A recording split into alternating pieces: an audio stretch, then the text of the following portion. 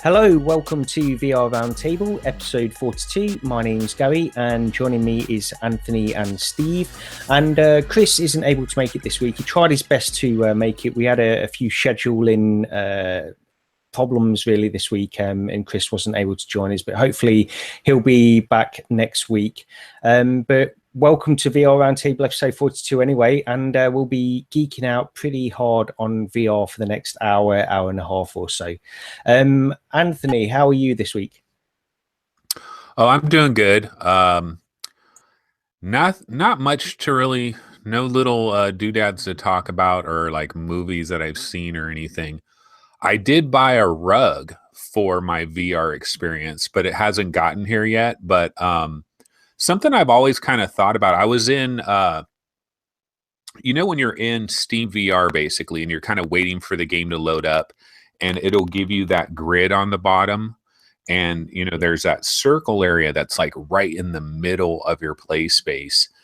And I was thinking to myself, well, I've always thought about getting like a rug and having a rug that's a certain size and then playing barefoot. And then so when the second I step off the rug, I know, oh, I'm about to, hit my chaperone boundaries. And so it's almost like it'll give you like this mental idea of where your boundaries are. And I always wanted to get this rug, but for the longest time I was trying to get like a super giant rug that covered my entire play space, and the prices of those are outrageous. But the more I've been thinking about it, the more I'm thinking it's better to get a smaller area and where it's just in the middle, and then that kind of can bring you back to the middle. So I ordered this like shag rug from Amazon that is like nice and fluffy. I don't know, my dogs and cats will probably like ruin the damn thing after a week, but looking forward to it. Yeah, I've seen some people, those like foam jigsaw pieces that you can get. A lot of people do that. They sort of expand it out to fit the size of their play space, which seems to work quite well. And I know a few people do this. I've thought about doing it in my area as well, but I don't know. It feels like personally, because where my room is, I feel like I'd just be going up to the walls anyway. There wouldn't be a lot of point in me doing it, but yeah. Anyway, Steve, how are you this week? I'm doing good. It was a little bit sad that Anthony didn't give us the weather update like he has been, but it's too late for that. We don't need it now. No, the quickest update with me last night, actually. So just kind of get right into it because it's kind of relevant to VR as a whole. Right now there's this thing going on. It's cryptocurrency mining. It's kind of like Bitcoin, but there's other currencies other than just Bitcoin. And I don't know all of the inner workings and exactly what the PCs are doing, but people are taking computers and they're buying moderate graphic cards, real popular, the GTX 1060 and the GTX 1070, and they're just, they'll have 5, 6, 10 computers lined up in a bedroom, and they'll have some software running and the GPU just doing something, and they're basically lending and selling their processing power. And people are making money doing this. So it's disrupted the graphic card market pretty substantially. All the GTX 1060s and 1070s are very hard to come by. And when you do come by one, the price is way above, the original MSRP when the cards launched. So fortunately, I have a GTX, or had a GTX 1070. And when I saw this going down, I said, what the heck? I'm going to put it up on Amazon. So I created an Amazon seller account because I'd never done it before. I threw it up on Amazon, and I use Amazon because I've been burned by eBay as a seller, so I won't really sell crap on eBay/PayPal anymore. But I threw it up on Amazon, and after 3 or 4 days, it sold, and it sold at a price of $550, which is way more than a GTX 1070 launched at, and more than it's honestly worth from a computational and gaming need. So the 1060 and 1070 appear to be the most popular because it gives these miners the correct ratio of power to electricity cost, because these cards are just running 24/7.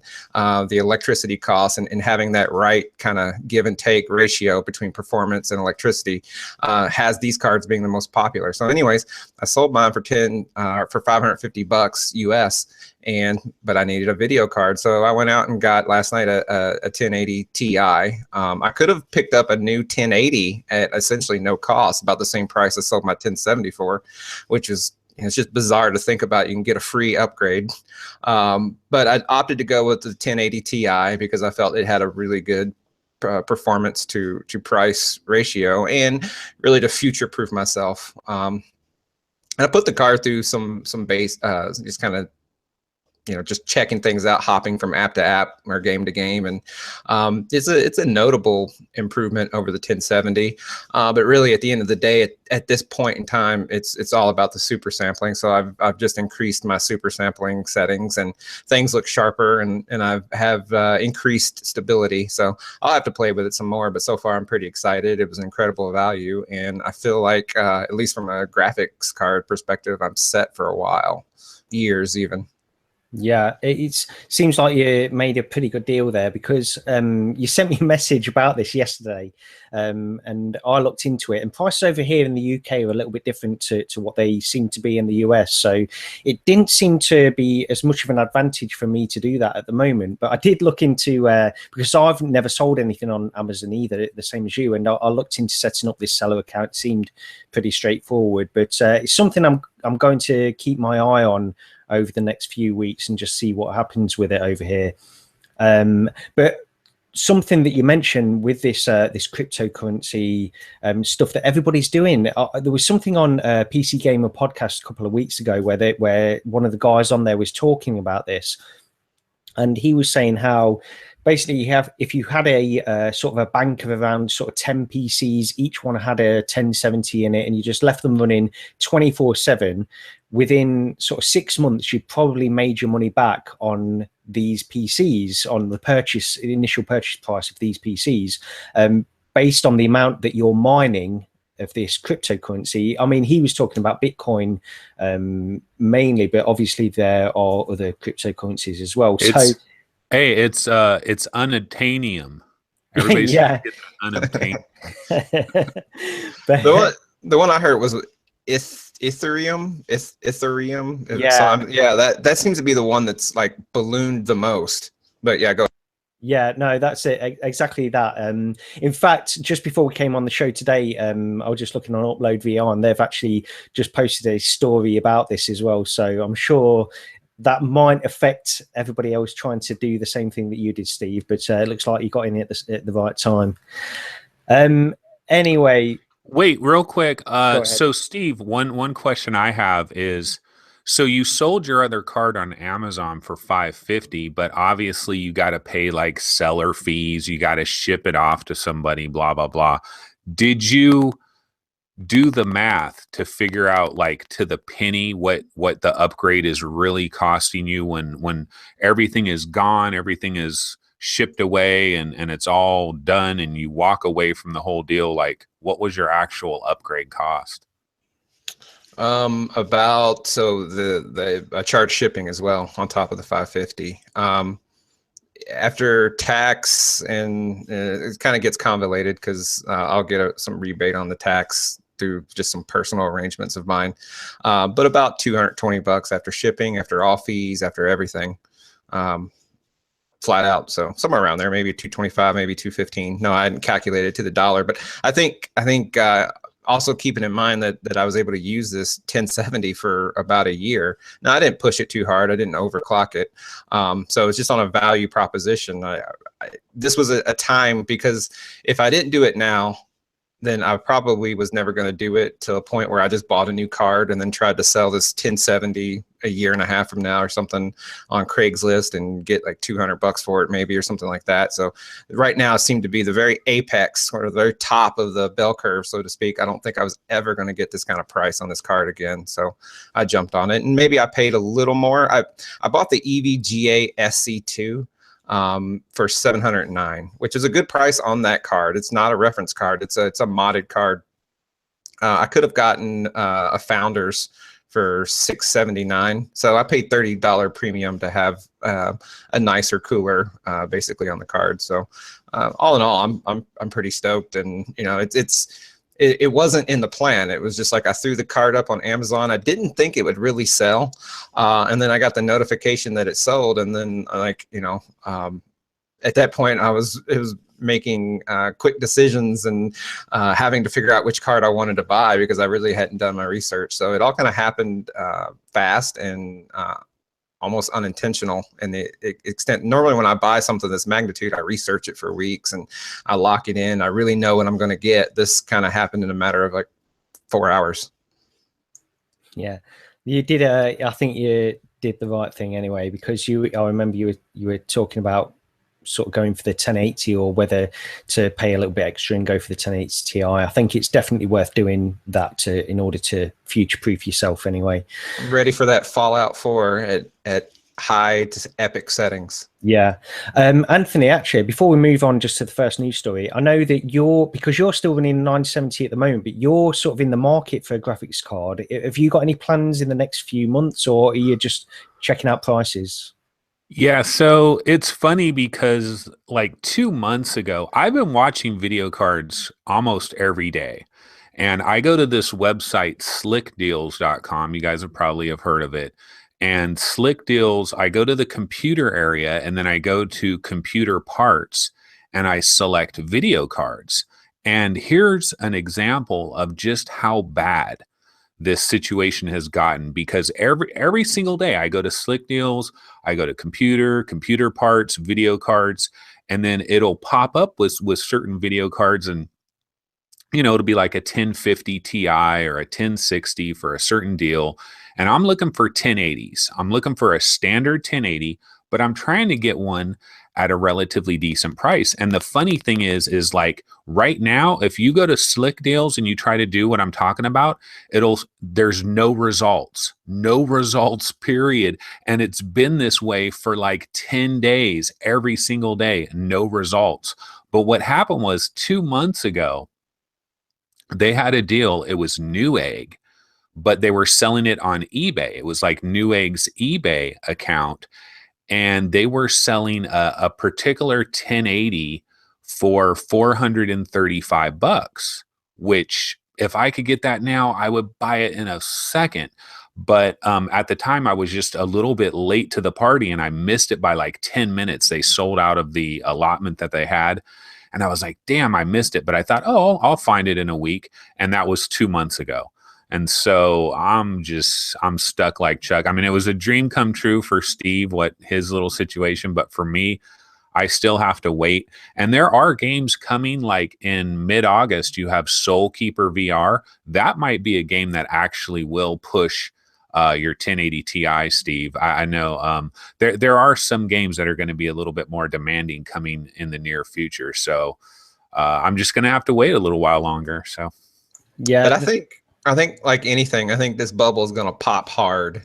At some point, the rate that these miners are going to be able to make and the market's going to be flooded, and it's just going to drive prices way down. You may end up getting a 1080 for $300 or something stupid if you buy at that kind of, you know, I mentioned selling at the sort of the apex. If you buy at the valley, you may get a 1080 dirt cheap. Yeah, Steve, you know what? I was telling you what you really needed to do was just play PlayStation VR for 2 months. Forget about your PC thing. Wait for all the prices to crash. And then it's kind of like if you have a house, right? And the housing market goes nuts and all the houses are worth a ton of money, and you sell your house and you get this huge amount of money. You're like, oh my God, all the money we got for this house. Oh shit, I got to go buy another house. And they're all incredibly expensive. And that's kind of the only way you can play that game is like you sell your house, you move into an apartment for 6 months, the housing market goes down, and then you buy, and then that's how you make out. Yeah, I get what you're saying. It's a little bit different in this case, only because using that analogy, it'd be a case of certain kinds of houses are worth more money than certain other kinds of houses. So in this case, it's sort of a case that mid-range cars, 1060, the 1070 is worth a lot more than their actual usage value for certain people than the 1080 Ti. So I think it's a good move. I mean, obviously, if you can wait, then it's worth doing, but it's still a good deal either way. And things can change very quickly in this as well with graphics cards prices. At the moment, you're obviously seeing that this peak in certain graphics cards, but it changes. In a month or two, it could be completely different, and you might get a 1080 much cheaper than you're currently able to get one for. Okay, well, let's go on to the first news story this week, and this is one I wanted to bring up because it's sort of it's another Palmer Luckey story. This is one where the developer of Revive, and for anybody who doesn't know, I'm sure most people do, Revive is an application that you can install, and it will allow you to play Oculus games on HTC Vive. And this developer, CrossVR, he's actually launched a Patreon this week, last week or maybe the week before. And Patreon, you can donate a certain amount of money each month in order to support these people who do certain things that you like. And CrossVR was doing pretty well. He had a few contributions to his Patreon account, but then Palmer Luckey actually donated $2,000 per month, supporting CrossVR in order to continue his development of Revive. And it's not necessarily the amount of money that he supported, but it's the fact of how this more speaks volumes of Palmer Luckey's own opinions of Revive, because obviously with Palmer Luckey working at Oculus under Facebook originally, it would be very difficult for him to say anything, and it was difficult for him to say anything when Revive was launched and people were asking him for opinions on what he was thinking about Revive. But now he's out of that. He's making this statement, and it is a statement. He's saying, I support this developer who's allowing Oculus titles to play on other platforms, and it's a pretty big statement as well. But Steve, I'll go over to you first. I assume you've seen this story. What do you think of this? Pretty much what you said. It's like I think Palmer, not only could he not say anything, obviously, as an Oculus employee, but he probably can't even say too much now. Like I doubt he can get in front of a microphone or get on his Twitter account and just divulge company details. He would probably still get sued or something for it. I don't know. But this is a way for him to say, what he wants to say. And I almost wonder if he might try to, Oculus may still try to give him some flack for it in some legal way. But he's saying he supports Revive. I truly believe that a lot of the claims that he made as, the Rift was being developed, that he meant them, that he wanted open source, that he wanted to push the cost down and have it be more affordable, because I think legitimately he's like us, he's an enthusiast, and I'm sure he wanted to make money, and he made boatloads of it, but I think he also wanted to, to kind of be, do something good for all the enthusiasts out there. So I think this just kind of backs that up. And more to the actual benefits of it, though, is the funding amount lets CrossVR apply to be a member of the Kronos group, or that group that kind of the VR industry. And that's good. I don't think it'll be like a voting membership or anything like that, but and then, I always kind of go big picture with things too, is I hope we get to a point where Revive isn't needed, though. And I hate to say that, and it's not like I don't appreciate what CrossVR did, but ideally we get to a point where Revive and this just isn't needed at all. But in the interim, the better it's funded, hopefully the better the compatibility will be. Yeah. And like you say, Steve, when Palmer Luckey was in the early days of Oculus, and even in the early days of the Facebook acquisition as well, he was talking all the time on Reddit and various places, really, where he was talking about he wanted VR to be open, he wouldn't discourage all these third parties making this kind of software that would allow cross-platform utilization of all the VR software. And as it went on, he seemed to say less and less about that stuff. And like I say, it's probably because he was sort of tied in legally into what he could say about these kinds of things. But Anthony, what do you think of this? Well, when it comes to the Palmer Luckey part of it, I don't really care one way or another about that. I mean, it's kind of like, it's one of those stories where you see the headline and it's like Palmer Luckey donates 2,000 to Revive, and it's kind of, oh, that's kind of funny. But what I think about actually is like CrossVR and Revive. Oculus has pretty much taken that. Well, originally they wanted to block it and all that, and then they backed up off of that, and now they've just kind of been like hands off with Revive and just kind of let it do its thing. And they've even, Jason Rubin even mentioned that some of their engineers spend a little bit of extra time making sure that certain games kind of work a little bit better through Revive because they know people are using it. But now that CrossVR is actually being, in a way, compensated for this financially, I wonder if that changes anything for them, because it's like, if you have a hack where somebody just makes a free hack, people are using it, no one's getting any money for it. There's a different kind of legality situation that goes with that compared to when somebody is actually now profiting off of it. Did CrossVR himself actually set up this Patreon, or did somebody do it for him? He set it up himself, as far as I know. Now, what it was last week or the week before, somebody posted on Reddit a post where they said, you know, we need to show appreciation for CrossVR, and he made a post underneath that saying now would be a good time for me to announce my Patreon.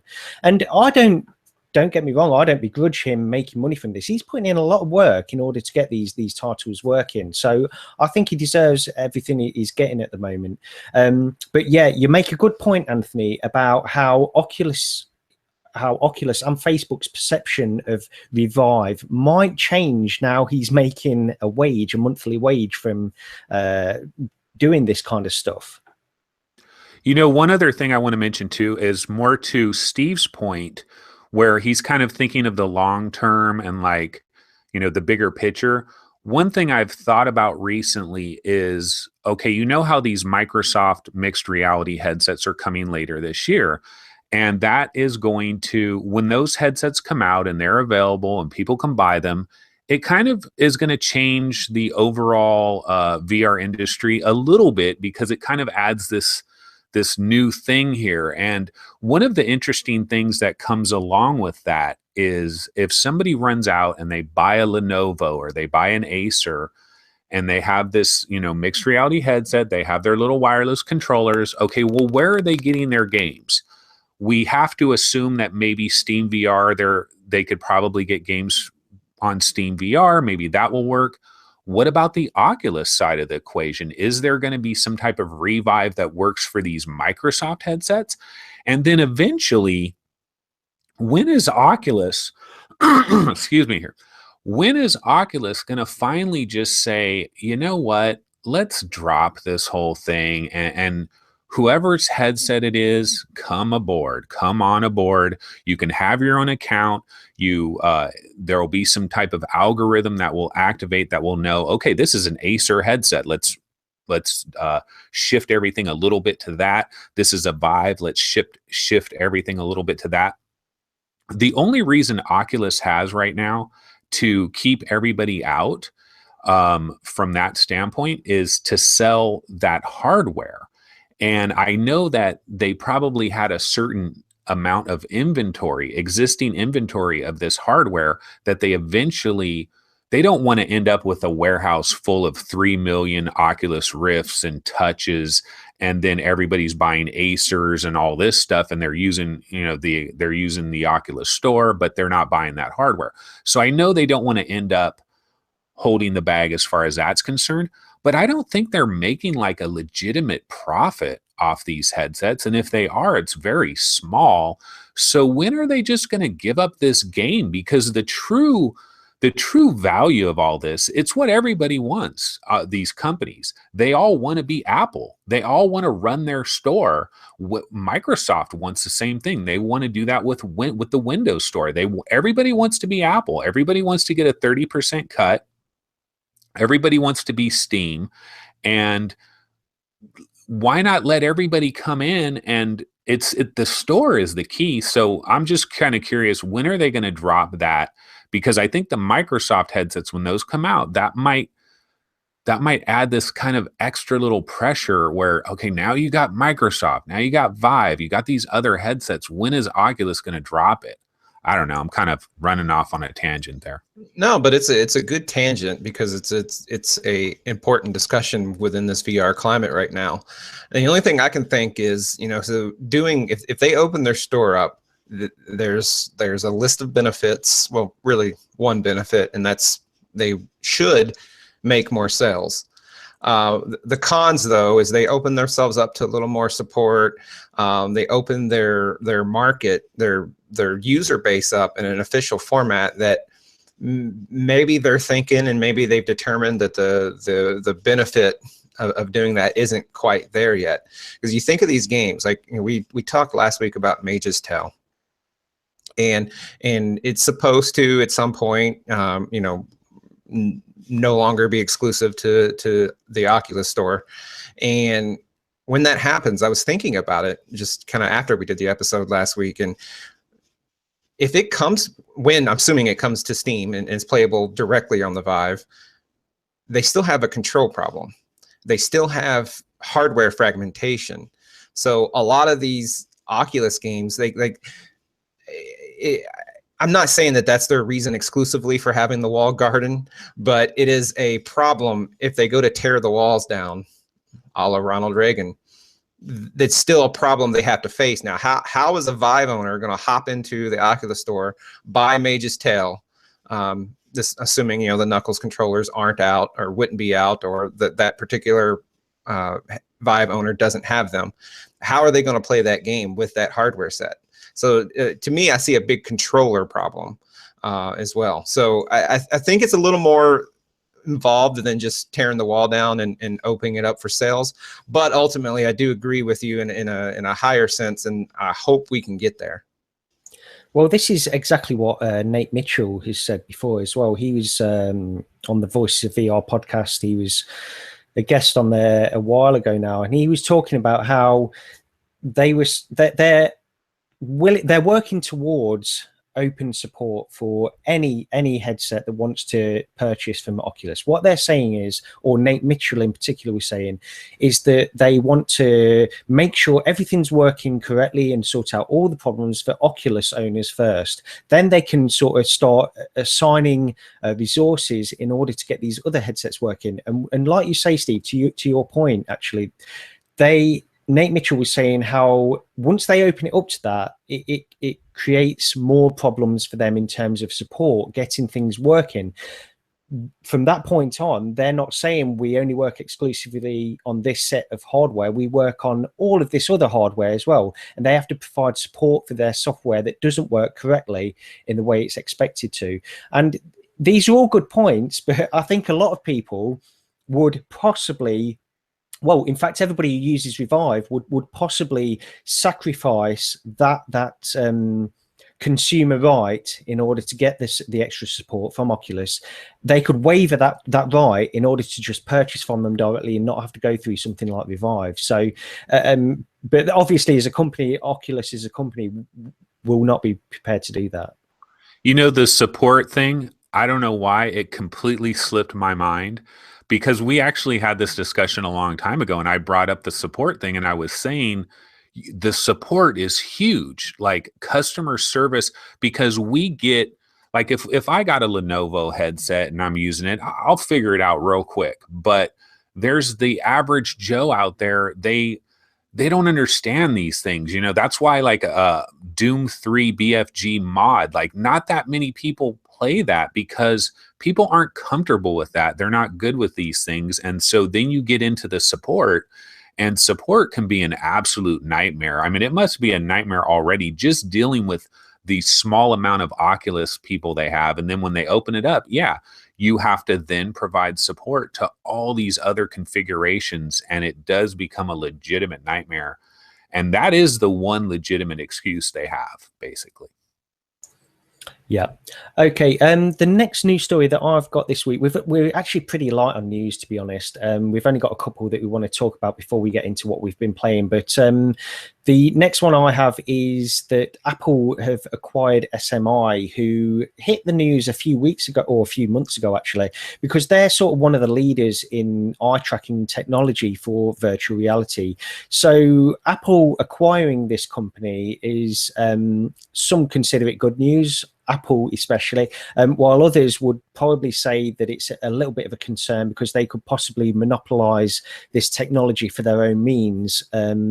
Although, I mean, it's not to say that SMI are the only eye tracking company out there. We heard a few weeks ago about Tobii VR, who are creating a add-on for the HTC Vive to provide eye tracking. I don't know how well that works, but, you know, SMI, from what I've heard, are really sort of the leaders in this area of technology. But Anthony, let's go back to you first. Do you think this is a good thing that Apple have acquired SMI? I don't know necessarily, because what product is Apple going to actually bring out that is going to make me stand up and notice? One thing I've seen with Apple recently, and you guys have probably seen this as well, but they have this AR thing that they've kind of been showing off. Like all kinds of people are showing this thing off where, I don't know if you guys saw this one demo where it's like somebody's doing like sit-ups, and they're like on the it's like a computer generated image of like some lady doing sit-ups, and she's on the ground, and they're showing the phone like looking at her, and then it's like, okay, I'm walking upstairs, and look, now I'm upstairs and I'm looking, and the proportion is perfectly right. Now I'm going to walk back downstairs. Oh, the proportions are very right. And then everybody that's replying to this is like, oh my God, this is incredible. I'm like, really? Is it? Is everybody going to be holding their phone around like this? And I mean, do you really expect me to hold my phone around like this and like try to play a game or something? Is that going to be like some super immersive thing? I'm sorry, I'm not interested. Give me an actual. Maybe you've heard of a game that was popular last year called Pokemon Go. It sold a few. Never units. Heard of it. It's basically how that game worked, I think, wasn't it? I never played it, but I saw the people walking around holding their phone. But it was successful. Yeah, Nintendo went to the bank with it.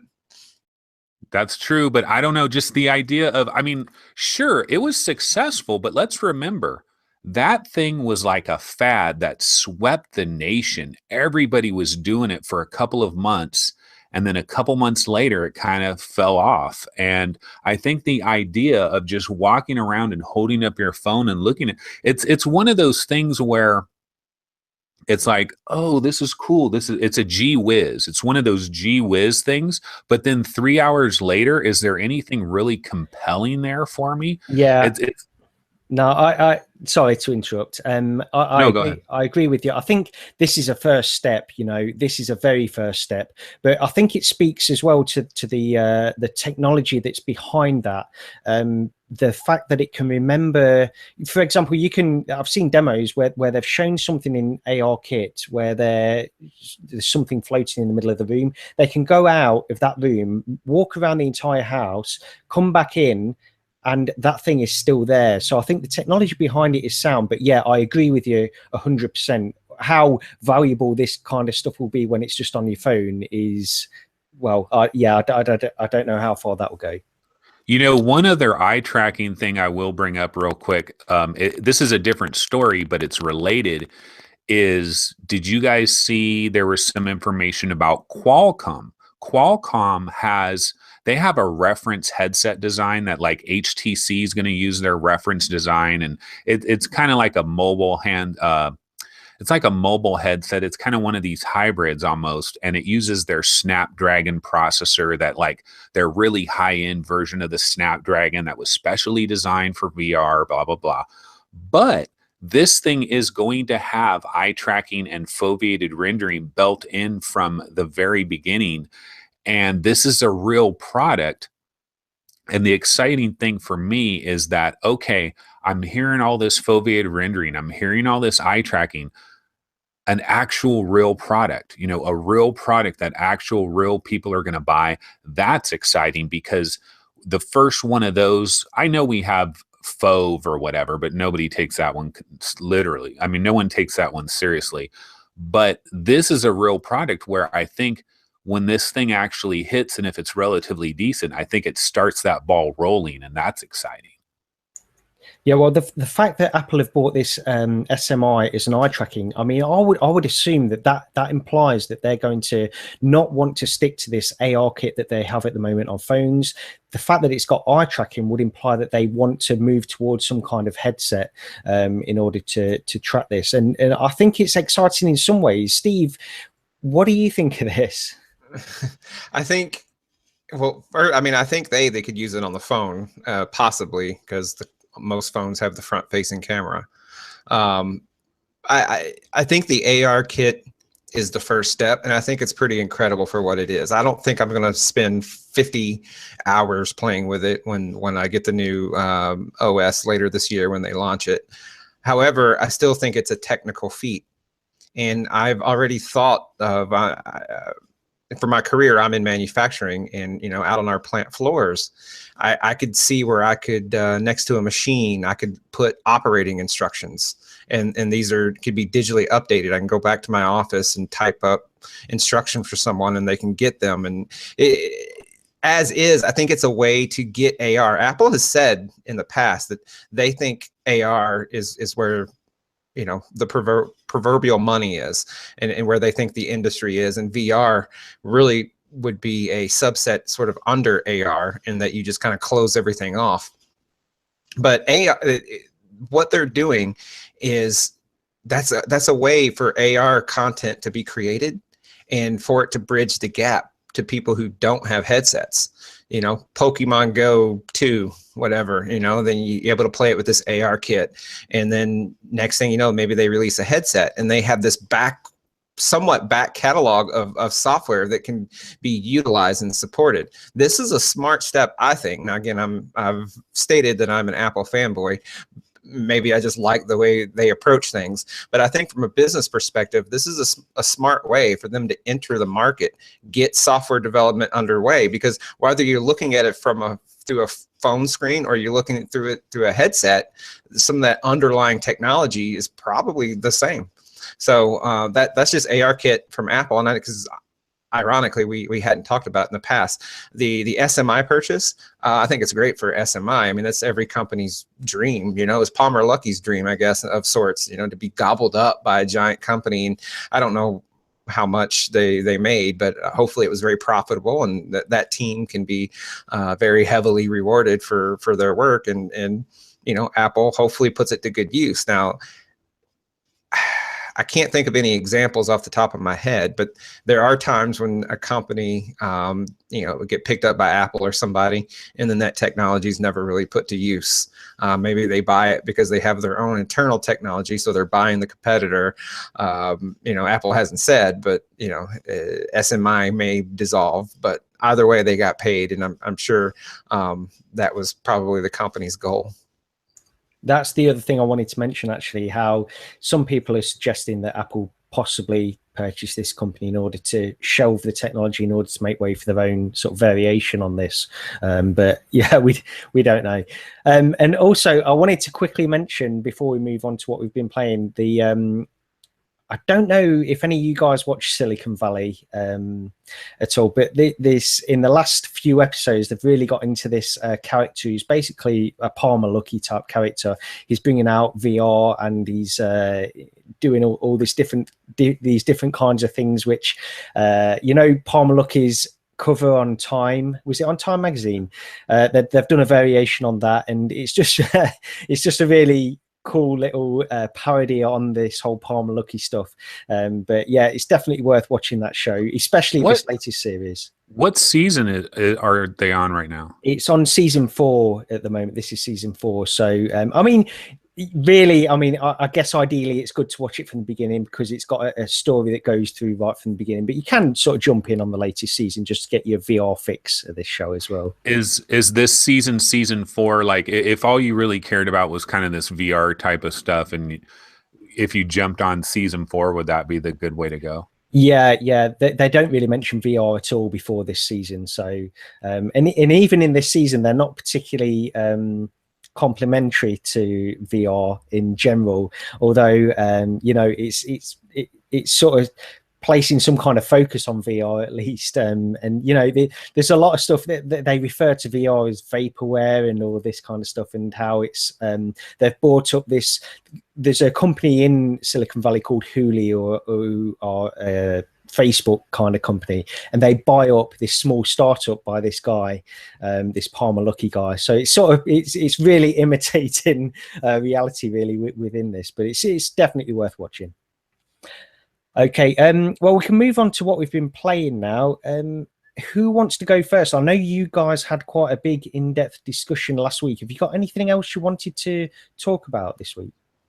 I'll go ahead and go with my first one. I think we should do the sort of the round table aspect so one guy doesn't talk forever. But I checked out the demo for the Titanic Honor and Glory, and this thing, they call it Demo 3. I'm not sure if Demo 2 and 1 was compatible with VR or not, but Demo 3 is, and it's pretty darn cool. What it is, and I don't have the whole backstory, but this team has been developing this for a long time. It's sort of slow go. I believe it was sort of a Kickstarter or a GoFundMe element at some point. But they've recreated the Titanic from an actual historical perspective, and they have a little bit of a narrative. And I think long term, once the final product is out, is you'll be able to experience the sinking in real time. I think it's like 2 hours and 40 something minutes is how long it took the Titanic to sink after hitting the iceberg. But what you can do now, what's available today, it's a free demo. You can go to Google and find it, but search for it because I don't remember the name of their website. But you just download it, extract it, and run it. So very easy to do. You could add it to Steam, I guess, but it's some of the most detailed rendering I've seen. In VR, but also just out of VR. This isn't a VR only product, and it is rendered so accurately into such a fine detail that it almost looks like quality photogrammetry or something, because it doesn't look like a rendering. It looks authentic. It looks very like it's actual photos.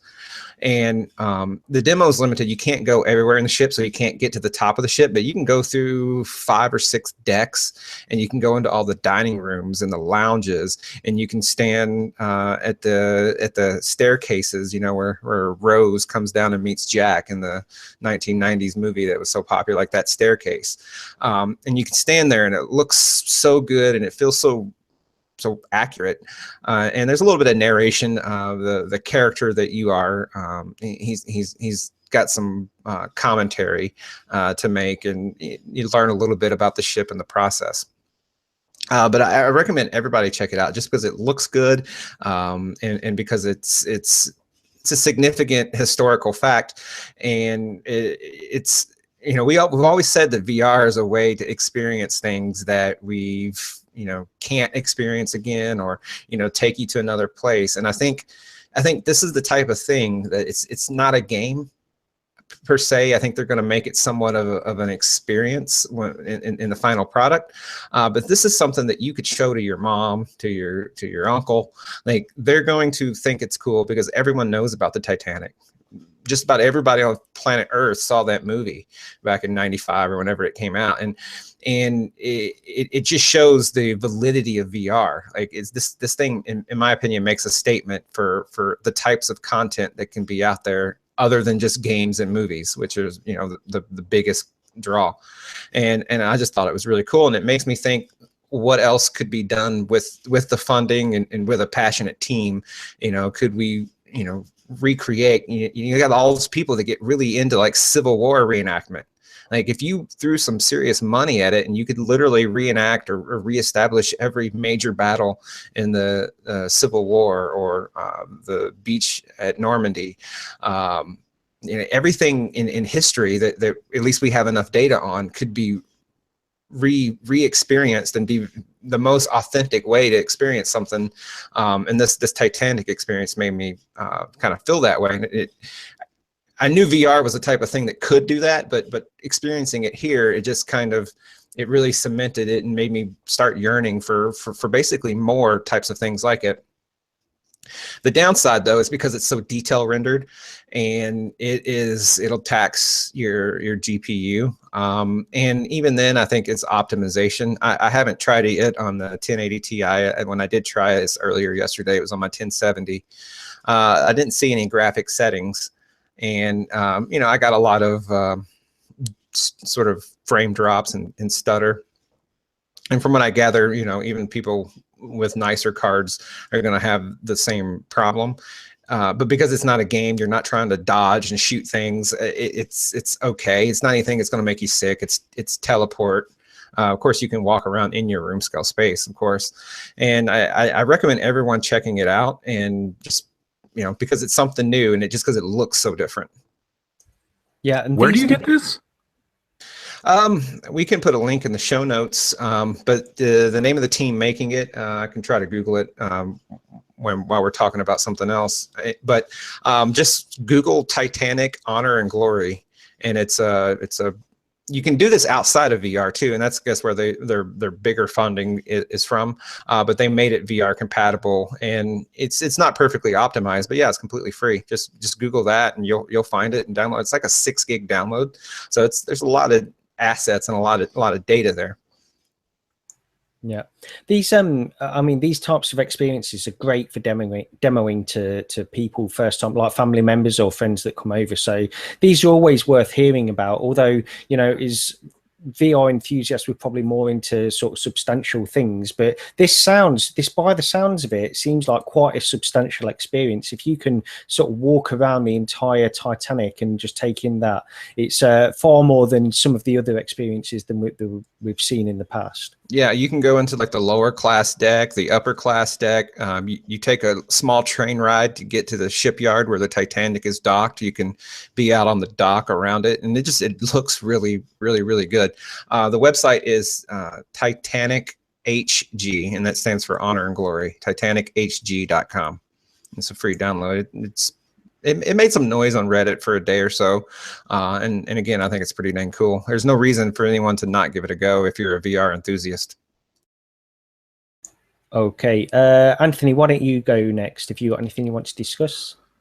Yeah, well, I haven't played anything new this week compared to last week, but I can talk about the Spider-Man deal. I'm pretty sure all of us have tried Spider-Man VR. Okay, so actually, to be completely honest about this, my expectations were so lowered going into this thing because I was late to the party, and it already was like on Reddit and all the different websites out there where everybody was just saying, oh, this is a dud. This is like a 5-minute thing. You don't do hardly anything. It's such a waste. How lame is this? Blah, blah, blah. And so when I went into it, I was like, yeah, this is probably going to be terrible, but I got to experience this because they're going to want to talk about it on the show. So I might as well try it myself. So I tried the experience out, and well, in the very, very beginning of the experience, before it first starts up, you're in like the title screen, right? And Spider-Man, like he kind of like swings down on a web, upside down, and he kind of talks to you and kind of moves around a little bit. That part I thought was actually cool. I wish they kind of did more of that, because when I think of Batman Arkham VR, one of the coolest things about Batman is that you have these characters that are like mere inches away from you, and they're full-size bodies, and they feel like they're occupying physical space, and you see them right there. And doing that with really cool characters from like movies and from TV shows and cartoons and stuff like that, these known commodities, and putting them right there in front of you and seeing them move around. That's kind of a cool thing. I wish they did a little bit more of that, but it was just a quick little intro thing. Then you get into the experience itself. Now, in the experience itself, you're on top of a building, and you're in basically New York, like the Spider-Man area of New York, where we always see Spider-Man movies are always pretty much based in New York. And it does have that graphical look of Spider-Man. I looked behind myself, because you're on the edge of this building, and like you can look behind yourself, and you're right there in the edge, and there's cars that are driving around. I didn't see like actual little people walking around and stuff, but there's cars driving around, and it's a little neighborhood that's behind you. And I thought that was kind of cool. And then you basically go through this demo where you take the Spider-Man mask and you put it on, and then now you have the Spider-Man hands, and there's a little mirror there. And of course they do the mirror trick, which is popular. You know, of course they did that with Batman. And the first time, you know, you do that and you see your Spider-Man arms, and you're like, whoa, I look like Spidey. And then of course you have to dance around like everybody does. But you know, it was cool. And then then you're shooting like webs at things and just going through these little basic things. One thing I did think was kind of cool about it, and it wasn't really meant to be part of the experience, but you could kind of get away with it, is there's a certain point where you're pulling these posters off the wall, and so you shoot like a thing and then you yank it. And so when you get to that point, you can actually, within that environment, there's like these cinder blocks and like things that are on the ground. You can grab almost anything that way and fling it, and it goes flying like 500 feet in the air. I grabbed this one cinder block and flinged it, and it went flying over to the building and like smacked a window, but there was no window breakage. But that would have been really cool if it had that. And then, of course, you end up on I probably shouldn't spoil the whole entire thing, but there is a little moment where you kind of have a fear of heights episode. And then it's pretty much over after that. But I guess for me, my expectations were so lowered that I thought it was decent. You know, it was over really quick. Like when it's over, you're like, oh, that's it. But I don't know. I thought it was halfway decent. Yeah, I tried it too, and my expectations were pretty low as well. After that when it was first announced, you had the little video of it, and to me, that video represented it quite well. You know, I was expecting what I got from it. I thought it was nothing more or nothing less than what I thought it would be. And you know, there's not a lot to it. I can't really recommend it because I won't be playing it again, and I didn't really enjoy my time in there when I was in there. And it's literally, I mean, I think it's probably about 5 minutes long in total, something like that. Steve, did you have a chance to try this one? Yeah, actually, my expectations were lower too. But I came away from it a little bit happier. I thought it wasn't bad. It's a promotional thing. It's for the new movie coming out whenever now. Is it out now? Whenever it's coming out soon, Homecoming or something, new Spider-Man movie. So it's a promotion for that. So, you know, I guess we shouldn't expect a 3-hour experience or something. But those 5 minutes that they give is pretty darn good. It looks really good. They spent compared to all the other promotional stuff we get for movies, this has got to be, in my opinion, the best one because it's actually rendered games, so to speak. It's not just some cruddy 360 video. But I think it felt good, you know, using the web, grabbing things like Anthony mentioned. I think that all felt good. I think it could become a meaningful game. They do have, well, no, I'd have to spoil it, so I won't do that. But there's enough there that if the resources were there and the funding was there, that this could be a bigger experience. And again, I thought it looked really good. It was bright and cartoony, very accurate to Spider-Man. Like it wasn't like it didn't have the comic type animated feel. It had the feel sort of like, I guess, the new movies, not just the newest one, but the relatively recent movies. I thought it was well worth trying it out, and I know my son will want to give it a go. He doesn't know it exists yet. Well, I mean, when you look at it from the point of view as a promotional tool for a movie, then yeah, I mean, it's one of the better ones out there, I guess. Some of the other ones we tried, like that Ghost in the Shell experience, you're pretty much moving through a rendered scene. So this offers a little bit more than that, but just don't go into it expecting Spider-Man in VR, because it's really not a game or anything.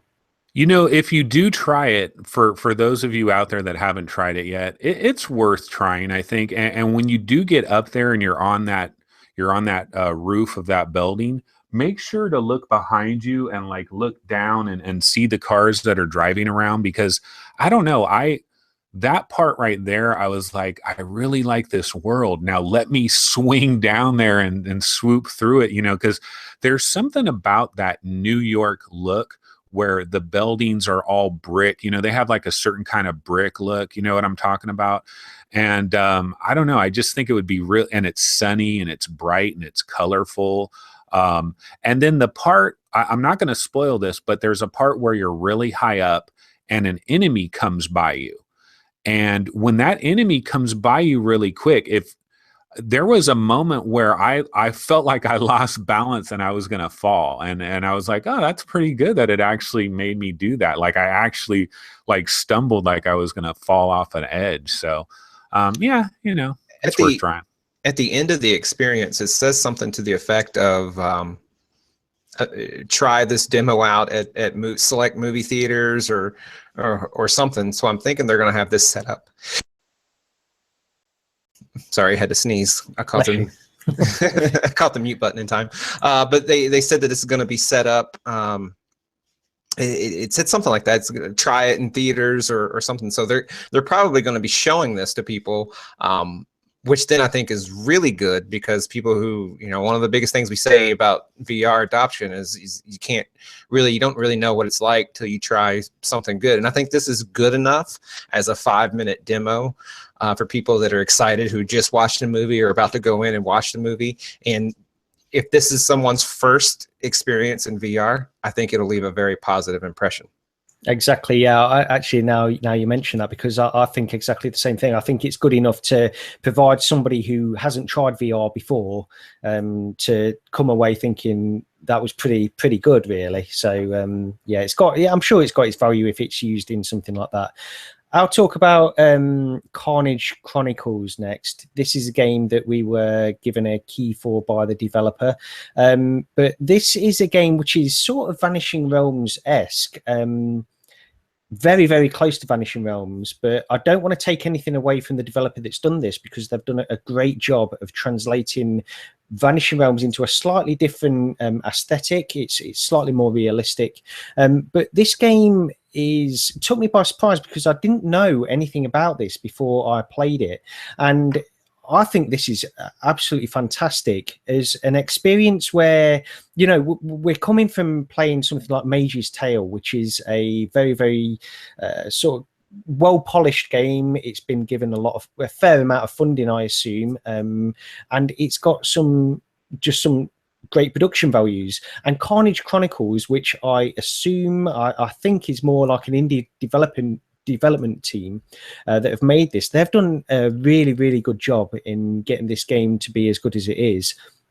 Very similar to Vanishing Realms. You know, you're going through these caverns and you're fighting various enemies. You can choose sort of different two different kinds of person that you want to play the role of. I think it's an archer and a warrior. So if you're the archer, you get a bow and arrow and 2 small sort of daggers, really, that you can attack enemies with. If you're the warrior, then you get a sword and a shield and also a crossbow.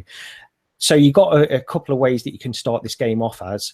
And the graphics are very, very good, very clean, very sharp, and they also the performance of the game as well is pretty good. I didn't notice really any judder or stuttering at all, even though the world is quite detailed. It performed really well, and like I say, going into this knowing nothing about it, I came away very, very impressed. takes into all of these different mechanics that people ask for. You've got a teleport, locomotion, or free roam movement. And something just on that point, actually, the free roam movement probably wasn't implemented quite as well as I think it probably could have been, because in order to move around, it uses the same old onward style locomotion. But what you have to do is you have to actually grip the grip buttons and then move in the direction on the trackpad as well. So push down on the trackpad as well, which doesn't feel quite as good as just selecting a locomotion method and then using the trackpad movement as you would in something like Onward. So I would say that was something that didn't work quite so well for me. But yeah, I mean, a really good game. And something I want to point out before I pass it over to you guys, I don't know if you've tried this at all, but when the enemies shoot arrows at you, they actually stick in you, and you have to pull them out. You have to reach up and pull these arrows out, and you get a little spurt of blood when you do this. So it's just an extra little small thing that I thought was pretty cool in this game.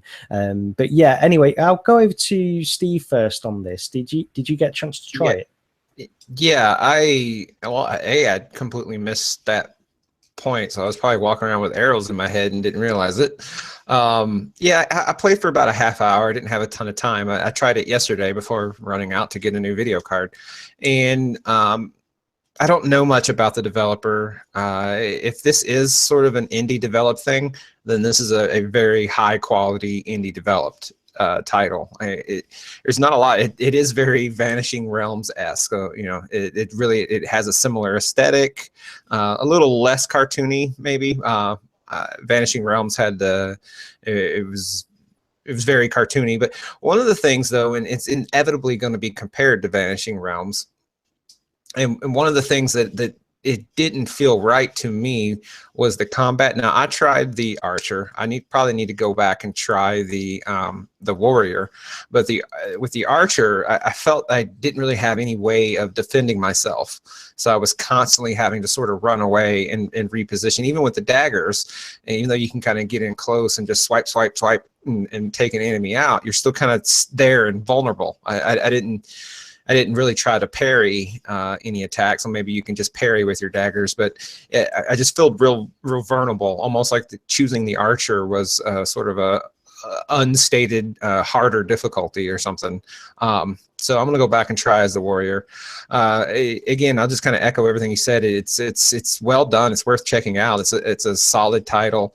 Not a lot bad to say. The only thing is I feel the setup was kind of it's something that I hope they are able to address. Like you're just kind of there. It's like, whoop, now you're here. Now you go through a tutorial, which is fine. But there's no backdrop. There's no setting. Who are you? You're a warrior or an archer. But what are you trying to accomplish? What are you doing? And I've always thought that you don't need the most complicated, Nathan Drake and Uncharted type setup in a game to make it feel like what you're doing has meaning, and that you're not just going through the motions literally. But so just a little something there would have maybe hooked me a little more. But still, it's a good game, and I don't think anybody should feel bad about picking it up.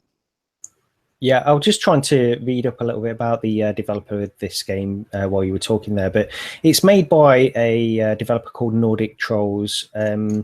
I can't really find too much information about it, but I think they're basically an indie development team.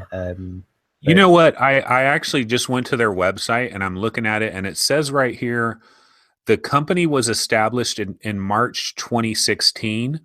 We're global partner of Sony, PlayStation VR, NVIDIA, AMD, and Hyperreal, an upcoming Chinese HMD company. Nordic Trolls has also partnered with Chinese domestic VR arcade publishers. Because the name of the company is like Nordic Trolls Beijing Technology Company. So it seems like it's kind of a combination between some Norwegian developers and also some a Chinese company, and they're kind of like working together. But I tried this last night and I never heard of this game, Karnage Chronicles, never heard of it. And I was like, okay, let me try this Karnage Chronicles thing. And, because I'm sure the guys are going to talk about it tomorrow. So I need to know what this thing's about. Tried the game out. And I have to say that there is something kind of interesting going on here. First of all, like you said, it is very similar to Vanishing Realms. And as we get further along in this VR journey that we're on, I think we're going to start to see more and more games where Vanishing Realms was like the first example of putting you in a dungeon with a shield and a sword, and putting you in there and giving you that vibe. But this is something that other people can do as well. It's not like we're never going to see another Vanishing Realms. This game, though, I did have a little problem with some of the melee combat, like what Steve was saying, switching between like an arrow guy and a sword guy. It's like you're being attacked, and these guys are moving around quick. Did you guys notice, like, I forget what you have, where you have some kind of ball that you're throwing at these enemies, like almost like a snowball or something. I'm trying to, or maybe I'm getting that confused with Spider-Man, but there's something where you throw it at the guy, and you're battling like these little troll guys, and they're moving around so damn quick. I couldn't even throw it at them, and like I could never actually throw it fast enough before they quickly moved in another direction. And then so I had to switch to the daggers, and I would get up close to them. And like when you're battling the archer guys, if you get up close to those guys, you can just lay into them and take them out, because they have no defense. They have they have the bow and arrow, and they're unprepared to deal with somebody that has daggers or a sword. So you can take care of them easily. But there's these other guys that come at you with spears, and they kind of like, they jab their spear. And so you have your shield and you'll block them. But then it seems like I'm doing the same exact movement, and sometimes I block their shot and sometimes I don't, and I take some serious damage. And then I swing my sword at them, and sometimes I'll hit them right in their head and like some blue blood squirts out of them. But then sometimes I do the same exact swing, and I don't seem to connect. So the melee combat, and this is going to be an issue that we're going to deal with for any of these games where you're coming up to something, and you have to battle it head to head, and it's that melee combat first person VR. This is a thing that we're going to deal with in Skyrim. How good is it going to feel when you're swinging that axe and that sword? Is there going to be a good contact? Is there going to be good hit detection? And I found that to be a little lacking here with Karnage Chronicles. But I've only played it for 20 minutes, so I can't say a ton about it. But what I will say is, there's something interesting here. I wish I had more hours to play it, because it's almost like a poor man's Vanishing Realms, but in some ways better. And we've been playing Mage's Tale so much, and I'm sure we'll talk about that later, but it's kind of interesting that Mage's Tale gets all this crazy hype, and it's priced a certain price, and then here comes this game. Although this one is $25, it's not cheap. I think it's like 10% off because of its launch. Karnage Chronicles isn't super new. It's been around for 6-8 weeks, something in that realm. So it isn't something that just came out, and it's received a few updates. Maybe not 6-8 weeks, but my point is, it's not something that has come out in the last 2 weeks or so.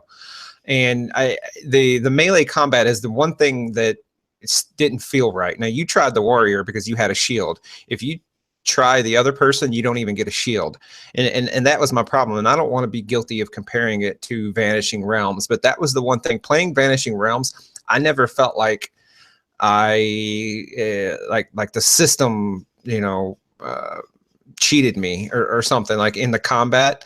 Like even after the update where they made the difficulty harder in Vanishing Realms, like all the battles, and when I would get hit by an enemy, I felt that it was fair, and I never felt like, oh, I hit him, but it didn't register. In this game, I feel like I've swung the daggers and a hit not register, and it's like something's a little off. And I think that's one thing. Like inevitably, the game is going to be compared to Vanishing Realms, sort of the gold standard, and I think they got to get the combat all the way right, and I'm sure they're still working on it. But one thing I do like is I always thought Vanishing Realms, even after the difficulty update, I always thought it was a little too easy. and maybe I just have to learn this game a little more. But you're fighting a guy on the ground, but then you got another goblin type creature firing arrows above you from above, and they're popping these arrows off like quick. They're not, it's not 5 seconds between each arrow, and they release 3 arrows at a time, sort of a spread shot. And I did run up on one goblin archer, and he moved. Like, he got out of the way relatively quickly, and point blank, shot another arrow at me and hit me right in the head. Like, the difficulty is good. They just got to get, you got to feel equally as powerful in order to, because I died easy in this game. So, yeah, go ahead.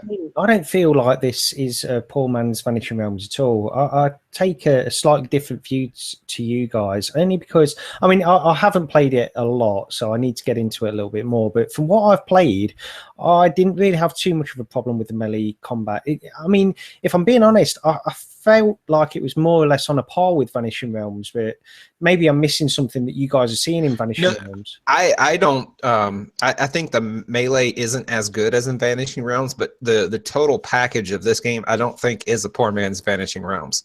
I think this thing is probably doing things that Vanishing Realms didn't do, the locomotion options for one.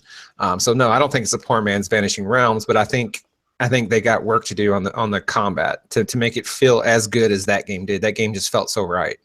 Yeah, the locomotion though, that squeeze the grip to do locomotion. You can pretty much throw that away. They ruined it with that grip thing. Yeah, now, if they had some other option. Look, if this is just to every developer out there, if you're going to give us a trackpad option for locomotion, then give it to us and let us select that, and let us just be able to hit the trackpad and just move. Trying to grip the grip button is bad in the first. So what does it do if you don't press the grip button and you hit the trackpad? Not too sure. Is it not just a teleport? Oh, it's teleport. It's left. Yeah. If you don't press the grip, it's a teleport. If you press the grip, then you can do the full roam. Interesting, because for me, I don't remember having to hit what is the equivalent of my grip button on the touch controllers. On my right hand, I had, pretty sure it was the teleport, and on my left hand, very similar to Mage's Tail, except it was the smooth locomotion. But if I do have to hit the equivalent of the grip, it's a much easier button to hit. But I thought it was just unlocked. And again, it may be on the touch as well, because I have the other 2 face buttons. They could dual purpose whatever the touchpad does when you're not hitting the grip to do that function with those face buttons.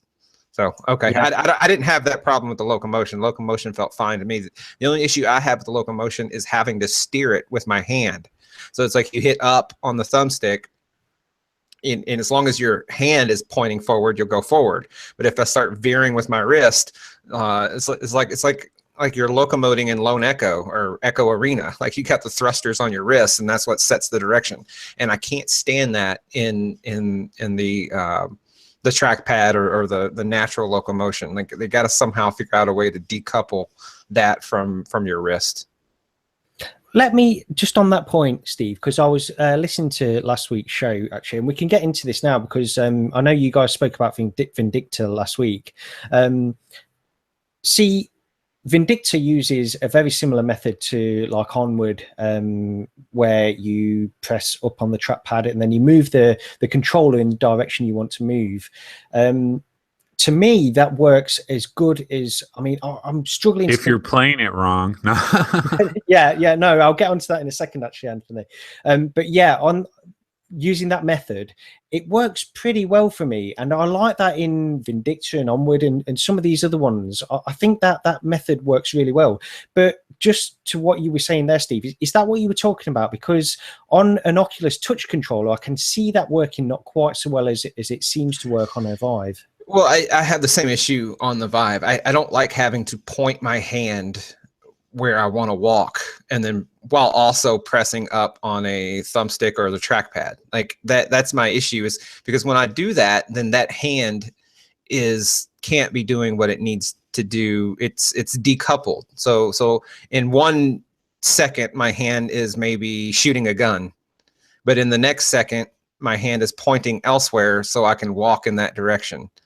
And in some games, it's not a problem because you'll stop and pop and shoot and then start moving, stop and shoot, stop moving. In a game where you are wanting to like use a shield or swing a sword, it's more of a problem just for me personally, because I will move and swing a sword at the same time. I will want to do that, and I can do that in my room scale just kind of naturally, you know, take a couple steps in each direction. But I always have it running in the back of my mind, like if there's a natural locomotion, I almost stand in the middle of my room and don't move around the room much, because I find myself just using the trackpad or the thumbstick locomotion, and that's just, I don't know. It's a psychology thing, I guess. Like, I don't know why it is I do that, because I have the space to do it, and it's just you're always trying to micromanage, you know. And then you throw in the teleport mechanic with your other hand. It's like you're trying to micromanage all of this all these locomotion things, and to me it's VR's biggest problem in terms of game mechanics. Like this, we got to standardize this. We got to come up with a solution, because I don't have this problem. Like if I'm playing Resident Evil 7 or something, I'm just either sitting or standing, and I'm just using, you know, a traditional controller, and those problems aren't there because you're not using dual-handed motion controllers. So it's just my hang up. You know, it's different strokes for different folks. People always see things or view things or experience things a little bit differently, and that's just where I am. See, for me, I understand what you're saying. See, for me, in most games where you've got something that you're doing in one hand, you've got a gun or a sword, you can use the other hand to locomote. You can move in the direction you want, and you've also got free look. Then you're not sort of tied to the direction you're looking in, which I think is the better way of doing it. So, like in Vindicta, for example, you can move, you can strafe, you can move around while you're shooting, picking off enemies from a distance, and that's something I wanted to get onto next as well, Anthony, where you were talking about the arm swinging. I do like that. Let me first say, I think that's great, and I've tried it in a couple of games actually, not just Vindicta. I think it was in the Bellows as well, some of these other games, and I do like the way that feels. The only thing I don't like about that is the fact that you have to stop and then aim and shoot at somebody, whereas I know that in last week's show you were talking about how the way to play Vindicta is to sort of run up to them, dodging out of the way, and then blow the faces off. But yeah, that's sort of my own thing. I do like the way that feels, but I just don't feel like it works too well in a gameplay setting, depending on how you want to play the game.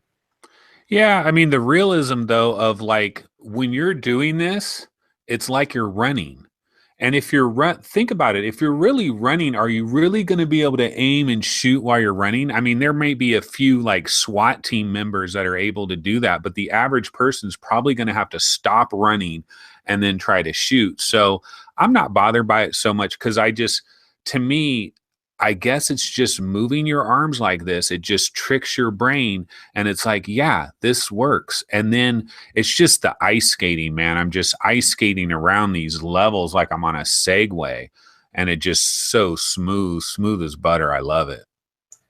Yeah, there's a lot of different. We could have this discussion every week, really, about different locomotion methods, because everybody seems to have their preferences. And like you say, Steve, none of these things really have seemed like they're properly sorted out. We've not got the definitive solution to anything yet, so we'll have to see. The solution is a gigantic ass warehouse with a million different little lighthouse cubes and wireless, and just walk everywhere you want, run, take off running, jump up in the air, whatever. Yeah, maybe one day. Anyway, Steve, we can go back to you. Have you got something else you want to talk about? Yeah, I'm gonna go with Soundboxing. I picked this up on the Steam sale, and it's $5, I think. It's a game that I've kind of had in back of my mind for a long time now, because I liked Audio Shield a lot, and because this game was billed as more of a sort of an exercise type thing, which never hurts to be doing any kind of activity. And it's Audio Shield, but with more of a boxing element. You know, and Audio Shield, which I shouldn't assume everybody's played that, but it was one of the games last year that was kind of in the must-own category, I believe. And in Audio Shield, you have the shields, and you gotta, you know, sort of, you can just shield yourself, or you can kind of lean into them and give them a little bit of something, almost like you're deflecting a projectile. In Soundboxing, it sets you up so that you are definitely doing more punching, and it works very similar. the graphics and stuff aren't as nice. But one thing I do like is that it's completely integrated with YouTube, for better or worse. It's completely integrated with YouTube, and you can search for anything that you want.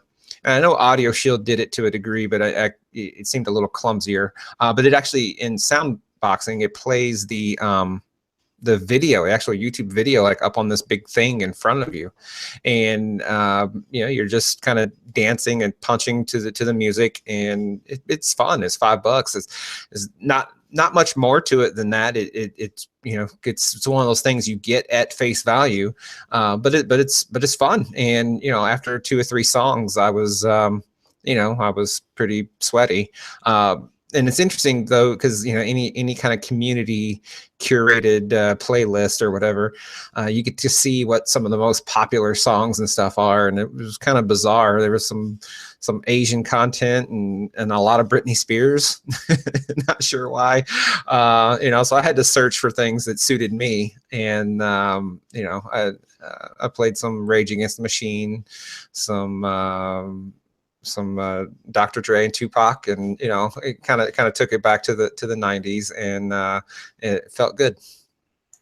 This is one I've looked at picking up myself. Actually, I'm thinking about it, not because I'm not really a big fan of rhythm games or anything like that, but I did pick up Audio Shield, and I think that's a great game. And also, you know, it's always good to have another form, another way to exercise, and especially if you're in VR and you can enjoy yourself. So I've considered picking this one up, but I might still do it actually because it's still in the sale.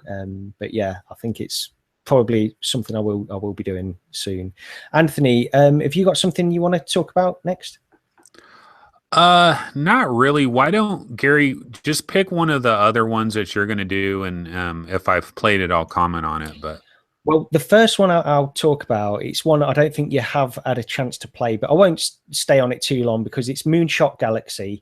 We picked this up in the sale, the Oculus summer sale, and I just wanted to mention this because it was one that came out a while ago, and I saw a few little things about it, watched a few videos about it, but it didn't really appeal to me a great deal. But then because it was in the sale and I picked it up, I thought I'd give it a go. It's very cheap at the moment, and it's pretty good. You know, it's a very basic game, and the premise is you're sort of like you're looking out over all of these different planets, and each planet is a golf course.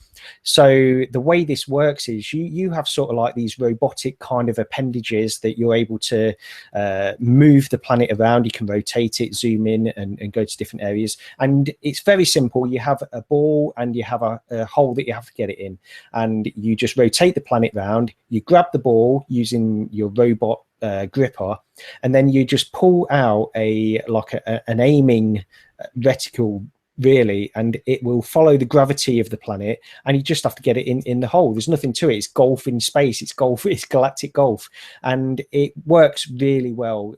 The graphics are functional but very, very clear, and yeah, I think it's a great title to pick up. Steve, did you get a chance to try this one? I did buy it, but I haven't played it yet. It's $2. I think dang near everybody's probably bought it. And if you bought anything on the Oculus sale, this is probably like an Amazon add-on item. You just add this one too, just because you're going through a transaction. Yeah.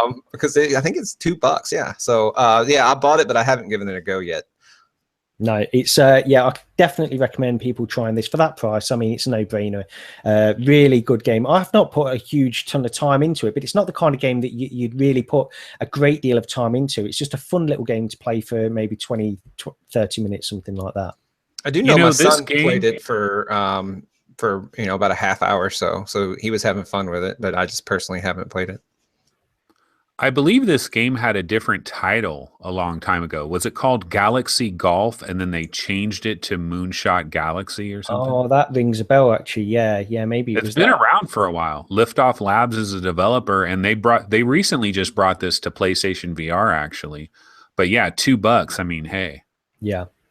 Okay. Well, let's see what we've got going on here. I've played a few games. I don't want to sort of go over what we've already spoke about last week, but or do you want to talk about Edge of Nowhere? Because I know we got it. Yeah. So the Oculus sales, we're really eaten well off of it. It's like a buffet. Yeah. But I'll start with Edge of Nowhere. So like, you know, the Edge of Nowhere is a third person game. You know, we always say a la Lucky's Tale or a la Chronos. And this is another one of those. And so I went into it with that expectation, and that is what it is. But I also knew it was developed by Insomniac, that it was going to be, it's going to have some good production values. And I've really not heard anybody say anything bad about the game, other than sort of its price. I believe normally it's $39.99 or maybe $50. It's something like that. So it's kind of pricey, and it did drop to $20 on the Oculus sale. So it seemed like the right time to get in on it.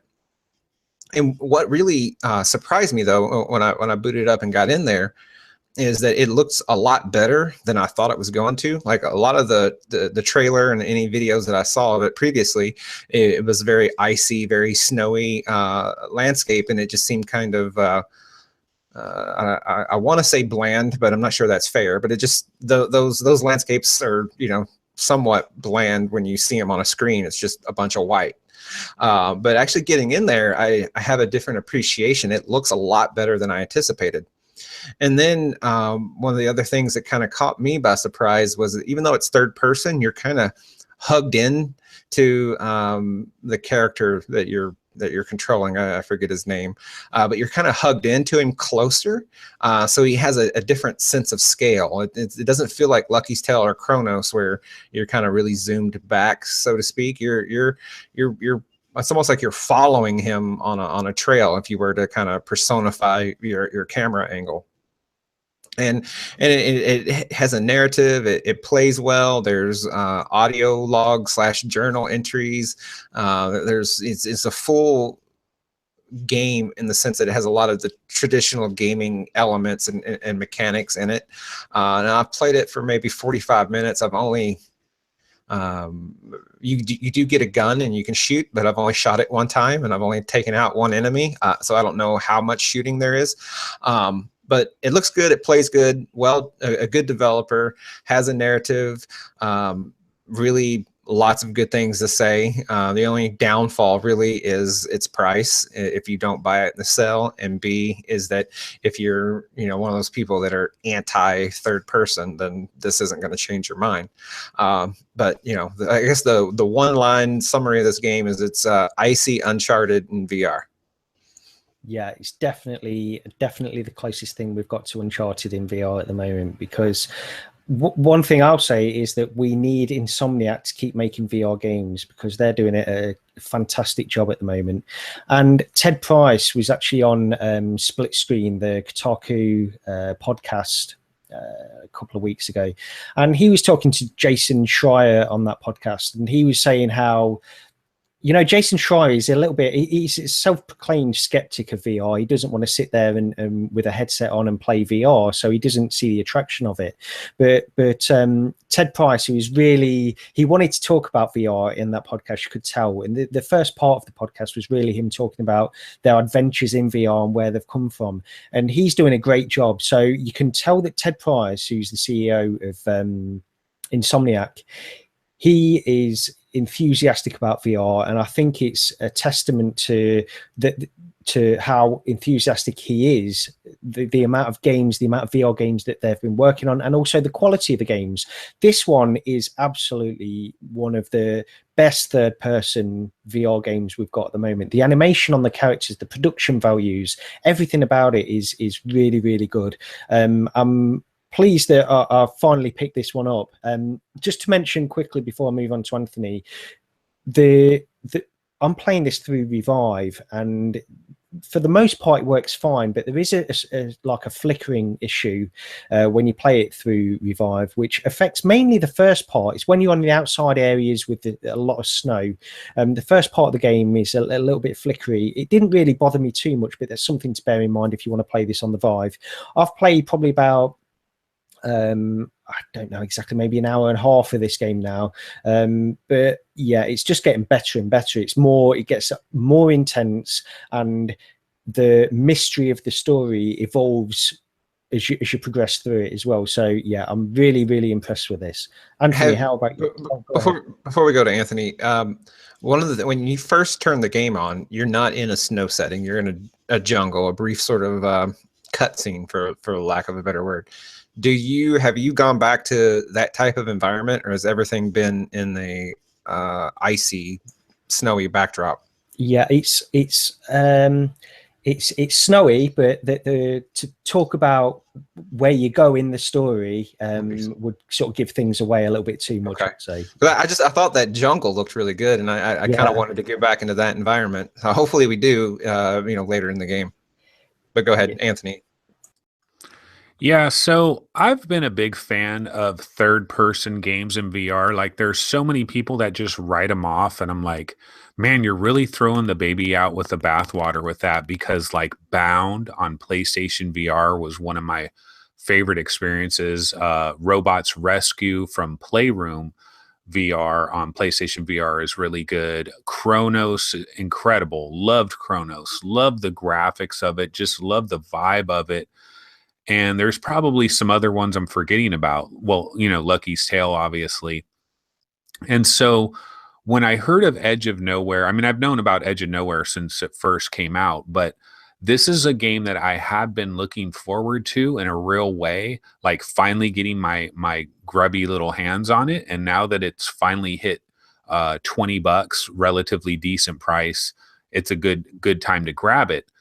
Having said all of that, well, actually, but before I go negative, when you're in the game, one thing I do like about it is there's like no HUD to speak of anywhere.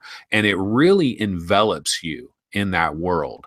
And to what Steve was talking about, the camera, you're about 6-7 feet behind your character and maybe like 2 or 3 feet a little bit higher than him. So you're kind of like floating right there. And every once in a while, you'll get a little bit closer. You'll be a little tighter in, but that's kind of the general distance that you have. So you're kind of like a floating cameraman that's right behind this main action character. On the negative side of the coin, I will say that the story and the character, well, I'm super early in the game, so maybe it'll get way better. But from what I've seen so far, it just seems a little generic to me. Like the character especially seems generic. It's like this guy should be named Nathan Croft, a combination between Nathan Drake and Laura Croft, because it's kind of what this guy is. But when you're in the game, it really is a lot of Uncharted in this game, especially climbing the sides of mountains. But there's not, in Uncharted, you get to these certain areas where you have to murder like 400 mercenaries. And I haven't really seen that in this game yet. So that I haven't seen quite that. You do get a gun, like Steve said, and you do shoot like one person initially. And then, so when you start moving through the game a little more, you'll find like rocks on the ground, and you pick up rocks and you can kind of use them to distract things.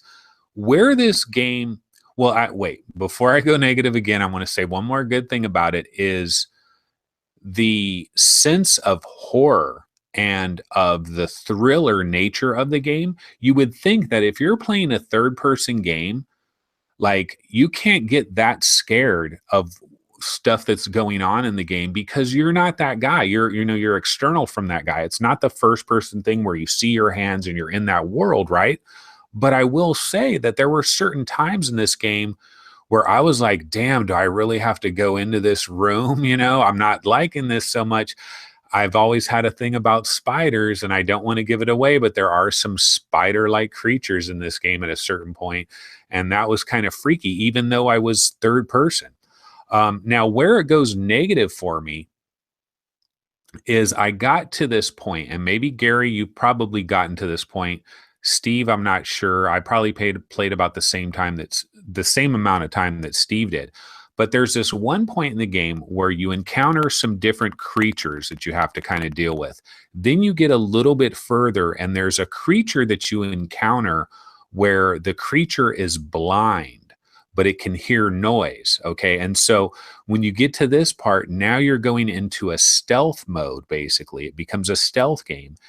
And one thing I noticed about it that really bothered me was I'm standing here and I'm looking at these creatures, these blind creatures, and they're moving around in very predictable patterns. It's like this one creature over here is going to move 9 spaces this way, and he's going to go 9 spaces back. That guy over there, 9 spaces that way, 9 spaces back. And so what you do is you creep over, you throw a rock. Okay, he goes over there. And the point I'm making here is that this is that tired old game. This is why I can't play flat games anymore, because I go back to flat games and it's like this same old tired and true mechanics that I've seen a million. Okay, here's the part where I wait for the guy to go over there and I wait for the guy to go. I've done this a billion times. This is why I love VR. I love VR because, well, the first person stuff, you force the developers out of their comfort zones. They can't do the same thing that's always been done a million times in flat games. They have to think out of the box. And sometimes it doesn't work. And sometimes it fails miserably. But they're kind of forced to think out of the box. And this is one of the first third-person VR experiences I've had where I almost am agreeing with some of the haters out there that like they don't want to touch those games anymore. It's like I know some people that they will not touch a third-person VR game. They just won't touch it. And at first I was like, dude, you're crazy. You're missing out on some great stuff. But then when I got to this part of Edge of Nowhere, and it's like these like same old patterns, same old routines, even though I'm there and I'm kind of feeling the fear of the environment. And there's great atmosphere. I mean, atmosphere is thick. The platforming is pretty good. Jumping from, like, you're climbing ice and you're doing your ice picks and you're jumping and you're like holding on barely and you barely survive that jump. All of that is really good. There's great 3D audio. The production value is great. But when I got to that one little part, I was like, oh, yeah. It was almost like I was so excited and feeling so good about the game. I got to that one part and I'm like, oh, yeah, you're a freaking flat game. And you just revealed yourself to me. And I don't know. That's very, very interesting. And it's because we talked about, we brought up Vanishing Realms earlier. The same thing happened in Vanishing Realms. I mean, there wasn't the stealth aspect with the rock, but the enemies would just kind of sit there and do the same thing. How does the perspective, whether it's the third person or first person, change that? Well, it's not so much. I mean, my argument was, we've played these flat games a million times. We know, like, you play a third person cover shooter. You know, okay, here's a large cube. I need to click onto the cube, or now I'm onto the cube and I can curl. We know these things. Like, we've seen it a billion times. And in that certain part of Edge of Nowhere, when I see the little guys moving in their patterns, it was just like, oh, here's standard third-person action game rule number 275. Yeah, I do agree. I mean, everything you've said is perfectly accurate. I mean, that Nathan Croft comment, especially, I think that it does. This is really playing into that type of game, and it's borrowing a lot of things.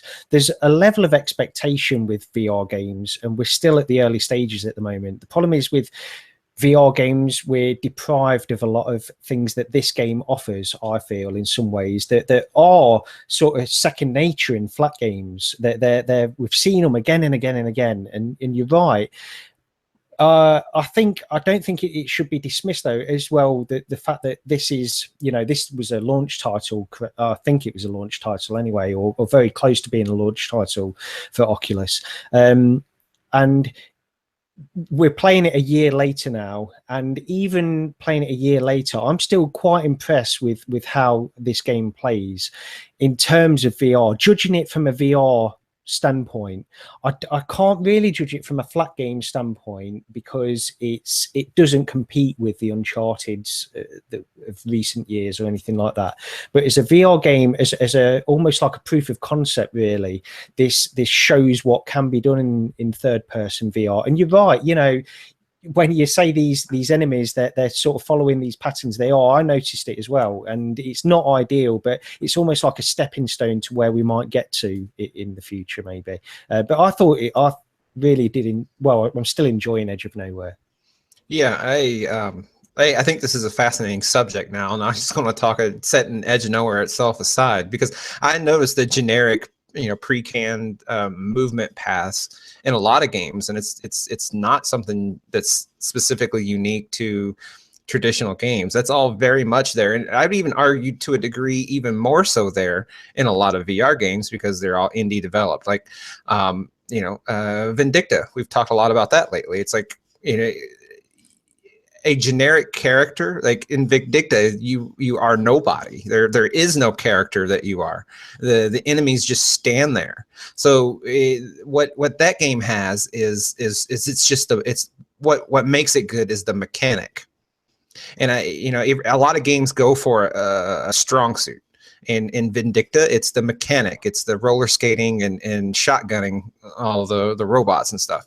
In Edge of Nowhere, I think that its attempted strength is its sort of its atmosphere and its element of just ambiance, and that's what felt good to me. It felt like I had a purpose to play it, even though I do see the gaming tropes of many years, but that's not. With VR is not going to make a lot of those gaming tropes go away, because the AI of a enemy is only as good as your development and your investment into it. And one of the most popular games that for some reason we haven't mentioned it in probably a year, and we're talking about it a lot in this episode, is Vanishing Realms. Like it was guilty of a lot of the things that flat games are, but it was also first person, and it did do new stuff. And so it's just, I think it's a very interesting element, because we all think so differently. So I won't tie it up anymore. Real quick though, I just want to say too that I might play another couple hours of this game and be like, oh, I love Edge of Nowhere, this is incredible, it's awesome, blah blah blah. I'm just bringing up something that I know. It was like I was really excited, I was really enjoying myself. I got to that one part and it was almost like soul crushing, because it was almost like, oh, I realized this is just a little game. It's not this magical experience that I was having up until I got to that point. No, I was gonna say, yeah, I don't disagree with you. It's a very fair critique. I'm very curious as to what is it about third person versus first person that changes that critique. Okay, here's what it is. First person games, if you're in this world, this is what VR is all about. This is why there's people that just hate these third person games, because VR, you see your hands, you got your shield, you see the ceiling right there, you see the floor right there, characters coming at you, you feel their presence, they're right there. So if I'm going to play a third person VR game, I can still love them, and I do. Bound, Chronos, I love those games. Lucky's Tale, I love that.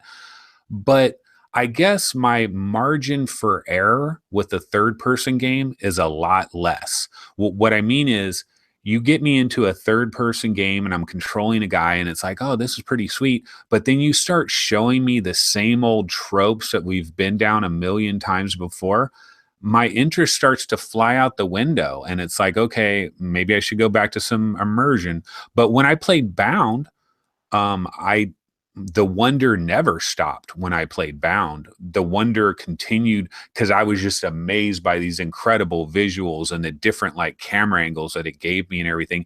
Chronos, I don't know why, but like if somebody said, hey, should I get Chronos or Edge of Nowhere? I would say Chronos, like not even a question in my mind. But the funny thing is, when I think about Chronos, you're basically a ghost that is put in the corner of the room with a controller, and you're just sitting there and your little guy is running around and you're fighting things. I mean, that's kind of a trope as well, but I don't know. I don't know why it bothered me more in Edge of Nowhere, but it was maybe because the beginning of it was so good and I was feeling like, I was like, oh, this is so good. And then it was like, I got to that one part and it was like, oh, it's one of these. See, I'm interested in a little bit more. Edge of Nowhere is actually appealing to me a little bit more than Chronos. I mean, I love Chronos, don't get me wrong. I think that's a great, one of the best, again, like this, in my opinion, one of the best third-person games we've got in VR.